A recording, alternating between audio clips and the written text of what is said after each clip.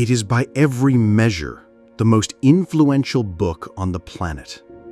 A collection of writings that has shaped civilizations, inspired art, and sparked revolutions. But its survival is, perhaps, its greatest story.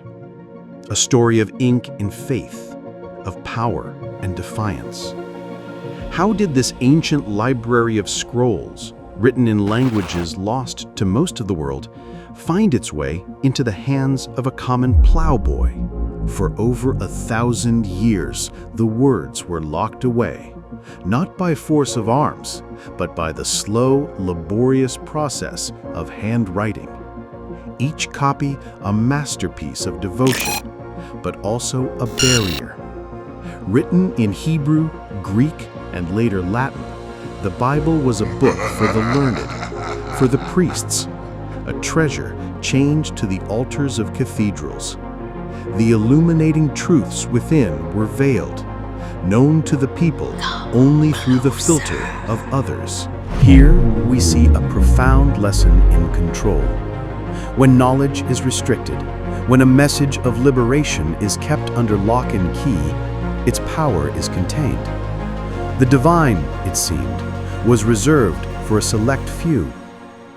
The world grew darker, not for a lack of light, but because the light itself was imprisoned. But in the 15th century, a revolution of wood and metal changed everything: the printing press. And the very first book to emerge from this marvelous invention, from the press of John Gutenberg, was the Bible. Suddenly, the potential to reproduce these words multiplied beyond imagination. Yet, a final barrier remained: language. Men like John Wyclif in England felt a radical calling. He was attacked, called a heretic, for a simple, dangerous idea: that the people should read the scriptures in their own tongue. A century later, a young German monk named Martin Luther would stumble upon a full Bible for the first time in his life. "Could I but have one of these books," he murmured, "I would ask no other treasure." He too would risk everything to translate it. In England, William Tyndale was so moved by this conviction that he famously declared he would cause the boy that drives the plow to know more of the scripture than the divines of his day. This was not merely about translation.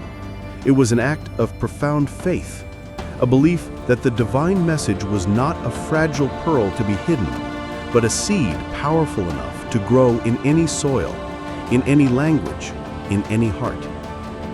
And here lies the ultimate lesson. The true power of these words was never meant to be in the grandeur of a cathedral or the elegance of a dead language. It was destined for the mud of the fields, for the quiet moments of a working life. The story of the Bible's journey is a testament to the idea that faith is not a relic to be preserved, but a living force to be unleashed, a personal revelation waiting to be discovered, not by a privileged few, but by all.